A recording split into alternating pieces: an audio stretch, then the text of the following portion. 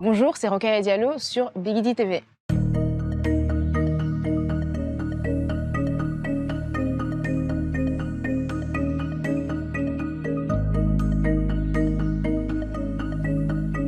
Dans le contexte français, le wokisme, c'est une invention de personnes qui veulent briser le cou à des initiatives citoyennes d'antiracisme, d'antisexisme, de demande de justice environnementale. Si on regarde bien les occurrences de ce terme woke ou wokism en français, on se rend compte que ce terme n'est mobilisé que par ses détracteurs. En réalité, on ne le trouve dans la bouche que des personnes qui sont critiques à l'égard de ceux qu'ils appellent les woke ou des mouvements qu'ils appellent le wokism. Si on y regarde de plus près, en fait, il n'y a pas un seul groupe en France qui se qualifie de woke ou qui se revendique du wokism. Et pour moi, c'est bien la preuve qu'en fait, on a inventé une problématique qui n'avait absolument aucune résonance tangible dans le contexte français.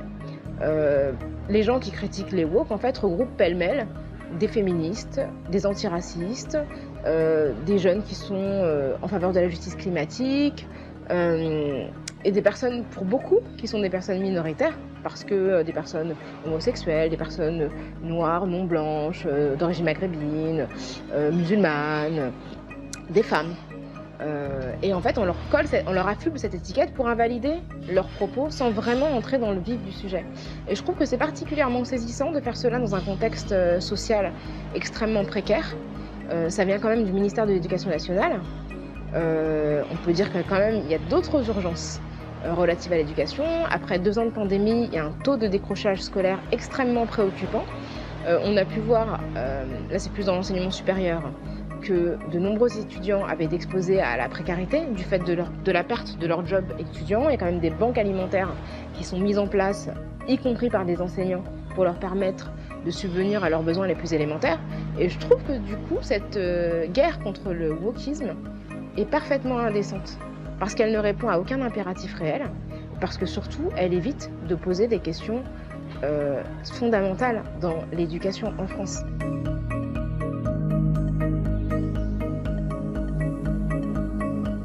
La vérité, c'est qu'on est dans un pays de déni, qu'il y a une génération relativement ancienne qui refuse d'entendre les questions qui lui sont posées par la génération plus jeune. On a aussi des groupes, notamment les personnes non blanches, qui n'avaient pas la parole dans l'espace public, ou très peu, qui tout à coup sont capables de prendre la parole dans l'espace public parce que l'espace public s'est élargi, du fait notamment d'Internet et des réseaux sociaux, et qui imposent leurs thématiques selon leurs propres termes. Et ça, je pense que ça effraie les tenants de l'espace public qui, pendant très longtemps, en fait, avaient les clés de l'espace public et ouvraient la porte au gré de leurs envies et des labels dont ils affublaient les personnes qu'ils estimaient légitimes pour prendre la parole. Et aujourd'hui, en fait, ça se passe plus comme ça. Et ce qu'on peut voir, des gens qui sont anti-woke et anti-wokisme, eh ben, ce sont des gens qui, pour moi, qui sont effrayés par le visage que leur présente leur pays parce qu'ils ne le connaissent pas très bien. Toutes ces questions-là, en fait, les questions qui sont portées par exemple par Greta Thunberg, sont portées par une très très grande partie de la jeunesse. Quand on voit les manifestations pour le climat et le nombre de personnes qu'elles réunissent, quand on voit la pétition du siècle qui a été signée par un nombre absolument massif de personnes, on voit que ces préoccupations sont profondes et que la réponse qui est d'une certaine manière de combattre les émetteurs du message plutôt que d'entendre le message et de se demander ce qui ne va pas dans la société française, eh bien pour moi c'est une déviation en fait, c'est un évitement. Et puis tout simplement pour moi c'est le combat pour garder des places dominantes.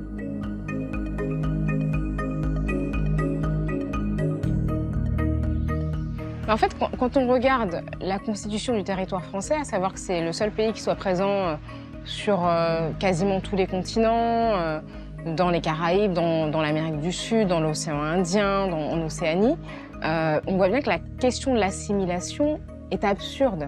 Parce qu'en réalité, quand on dit qu'on doit s'assimiler, ça sous-entend qu'il y aurait un modèle de référence. Mais le problème, c'est que le modèle de référence, qu'est-ce que c'est? Est-ce que c'est la personne qui vit en Guadeloupe? Est-ce que c'est la personne qui vit en Nouvelle-Calédonie? La personne qui vit à Tahiti? La personne qui vit à La Réunion? La personne qui vit à Paris? à quoi doit-on s'assimiler?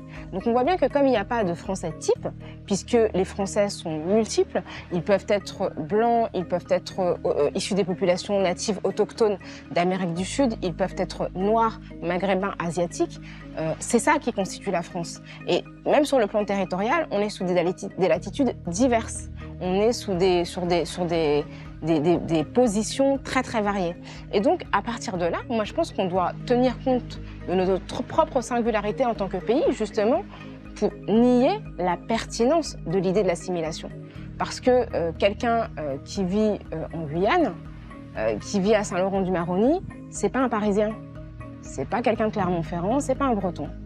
Et de ce fait, on va pas demander à ces gens de se changer pour se fondre dans une identité qui n'a absolument aucun sens dans l'environnement dans lequel cette personne évolue au quotidien. Donc je pense que justement, ces départements, ces régions qui sont des résidus de l'empire colonial français, qui sont aujourd'hui des territoires pleinement français, doivent justement démontrer que notre identité est complexe et que d'une certaine manière, de l'oppression, on a réussi à constituer quelque chose de riche qui, pour moi, doit nous nourrir et ne doit pas, en fait, venir effacer les singularités locales.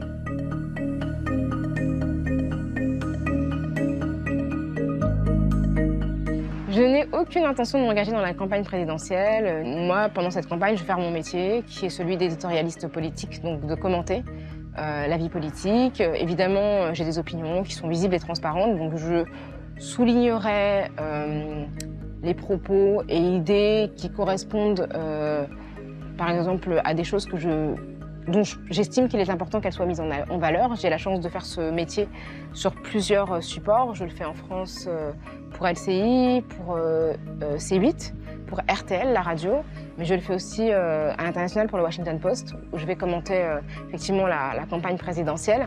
Donc ce sera l'occasion effectivement avec ma perspective, de porter un regard sur la campagne. Donc j'ai pas envie de mettre les mains dedans, parce que c'est pas ma forme d'engagement, en tout cas c'est pas ce que je désire. J'ai pas envie d'être engagée dans la politique partisane, mais je suis quand même très sensible à ce qui se passe dans mon pays, donc j'ai envie d'y apporter mon regard.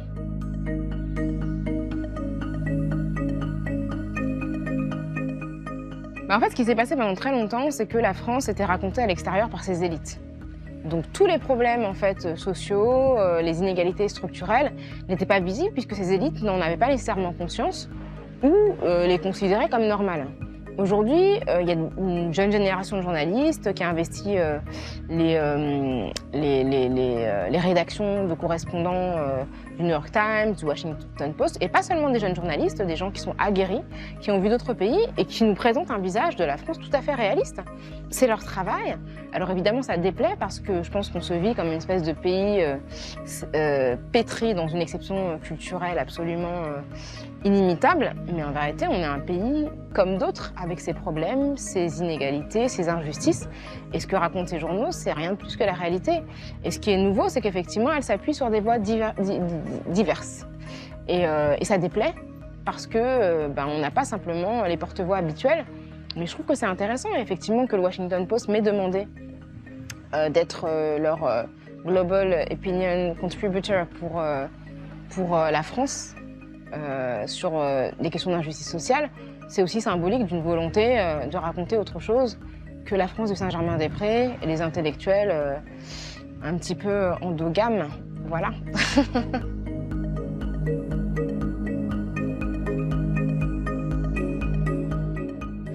Paris, c'est une des villes les plus multiculturelles d'Europe. Pourtant, quand on pense à ville multiculturelle, on pense à New York, on pense à Londres, mais on ne pense pas du tout à Paris. Et moi, je suis parisienne de naissance, j'y ai grandi, et j'ai toujours constaté qu'autour de moi, il y avait des gens d'origine sociale, ethnique, géographique très très diverses. Et c'est ce qui m'a permis d'appréhender la France avec beaucoup de chance, en comprenant que c'était un pays qui portait en lui plein de cultures différentes. Et pourtant, la Parisienne qui est vendue à travers les magazines, à travers la presse, les agences de tourisme, c'est une Parisienne très très identiques, donc bourgeoises, fines, jeunes, blanches, qui ne correspondent pas nécessairement à toutes celles que l'on trouve dans les rues de Paris. Et donc moi, avec mon documentaire, je voulais interroger ce mythe. Je voulais interroger aussi sa dimension patriarcale, parce que mythifier une figure féminine, c'est aussi mettre la pression sur les autres femmes, parce que ça instaure des canons de beauté qui sont extrêmement étroits. Donc le mythe de la Parisienne, je l'ai revisité à l'aide d'autres femmes, et ça m'a vraiment donné la possibilité, d'une certaine manière, de l'interroger en profondeur et de présenter Paris telle qu'elle est réelle. Souvent, on résume la Française à la Parisienne, c'est une certaine manière de demander comment sommes-nous Français et qui sommes-nous en tant que Français et en tant que Françaises. Et toutes ces femmes, en fait, y répondent plus ou moins directement. Il y a évidemment la question des origines ethniques, mais il y a d'autres questions. La question de Paris, c'est la question aussi de l'accessibilité. Comment on se déplace à Paris quand on se déplace quotidiennement sur un fauteuil roulant? Qu'est-ce que c'est d'être une femme et de ne pas être hétérosexuelle? Qu'est-ce que c'est d'être une femme et d'être championne de boxe? Donc de ne pas être dans cette fragilité, etc. Qu'est-ce que c'est d'être une Parisienne, d'être musulmane et de porter un foulard? Donc toutes ces questions-là, je les aborde pour justement démontrer que notre ville doit être ouverte à toutes les appartenances et à toutes les expressions identitaires.